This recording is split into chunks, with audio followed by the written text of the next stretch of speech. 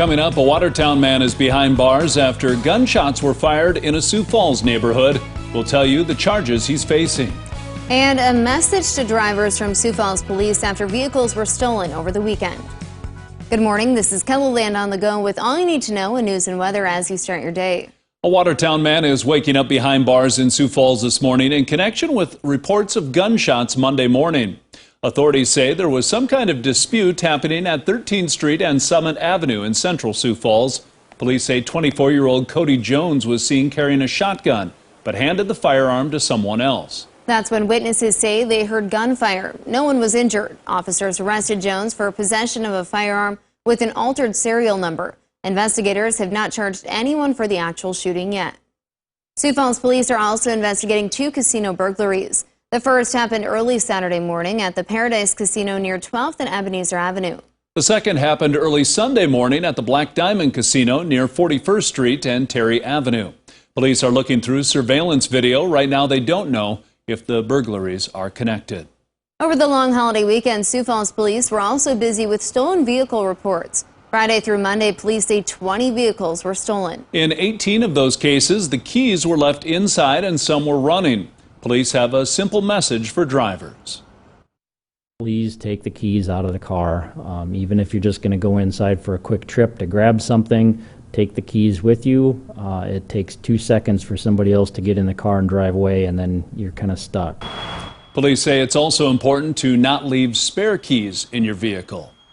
We now know the name of the man who died in Friday's 2-vehicle crash in Union County. Shortly before 6:30 Friday night, a pickup was heading south on I-29 south of Elk Point when the driver lost control due to the icy road conditions. The pickup went through the median and collided head-on with an SUV heading north. The driver of the pickup, 57-year-old Mark Erickson, was partially thrown from the vehicle and was pronounced dead at the scene. The 58-year-old passenger of the pickup suffered serious non-life-threatening injuries and was taken to a Vermilion hospital. The 49-year-old driver of the SUV received life-threatening injuries and was taken to a Sioux City, Iowa hospital. South Dakota's Highway Patrol is investigating the crash. With more snow in the forecast, the South Dakota Highway Patrol is reminding drivers to give snowplows extra room. Troopers posted these pictures on Facebook after a semi ran into the back of a snowplow along Interstate 29. The Highway Patrol reminds everyone to not crowd the plow so crews can safely clear roads of snow and ice. Now let's send it over to meteorologist Scott Munt to see what the next round of snow could look like. Scott? Well, we are looking at that snow chance for this coming weekend. Right now, it looks like it should stay fairly light, a couple inches here and there. A lot of it falling on Saturday, and then we'll have to see if we get things to redevelop going through the day on Sunday, and some of that may even last into early next week. And then we'll watch for the main system to come out of the southwest. That will happen later into the new work week, probably during the second half of the new work week. But in the meantime, today, warm and windy for your Wednesday. We're talking temperatures in the 30s, 40s, and 50s. More details with Brian coming up.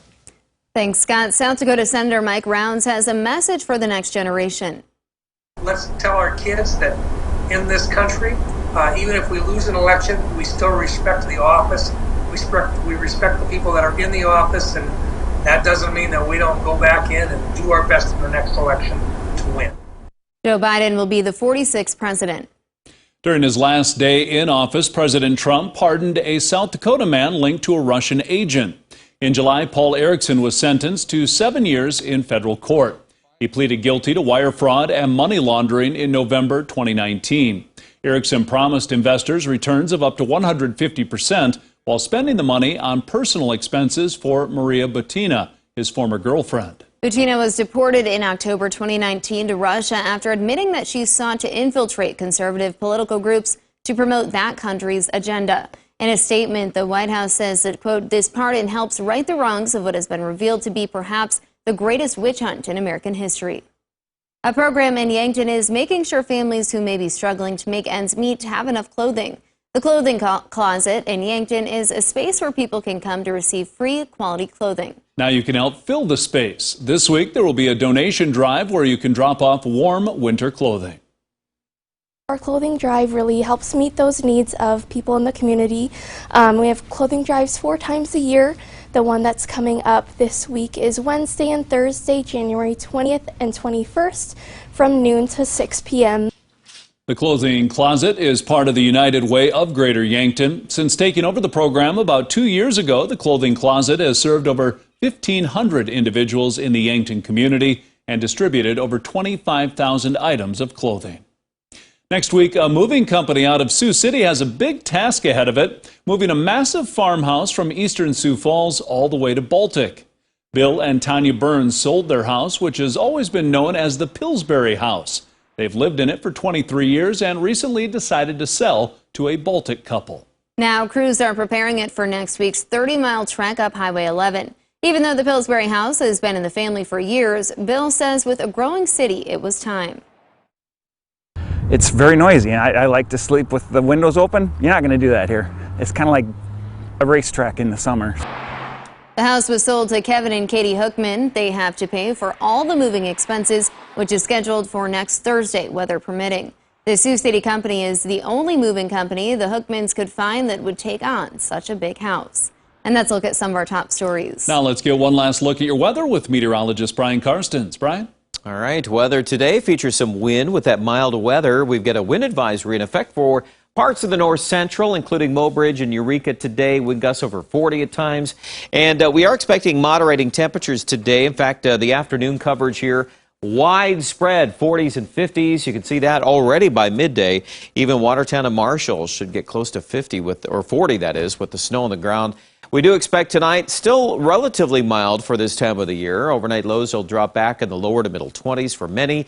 And tomorrow, a shift in the wind will mean some cooler weather, but still in the 30s for most of us on Thursday, and partly cloudy skies. Now, we do notice by the weekend, the chance of snow will be increasing. It looks like the best odds coming in on Saturday. That may carry over into Sunday for some. We've got a few things yet to iron out on that forecast for the last part of the weekend, but that's clearly showing good chances of snow here Saturday as you see that system parked across Kettleland for the first half of the weekend. All right, as we look at your numbers here today, 49 degrees Mitchell, 40 Brookings, 42 Marshall.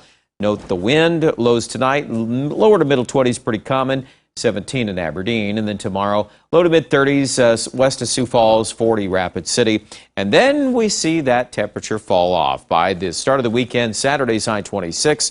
Good chances of snow for the first half of the weekend and early Sunday. Maybe another system to watch by the middle of next week. And that plays out also in Aberdeen's forecast. 20s for highs. We'll see how cool it'll get. Obviously, more snow that we pick up, the better the odds of getting some colder overnights. And for Pierre and western South Dakota, like many, a good chance of snow Saturday into early Sunday.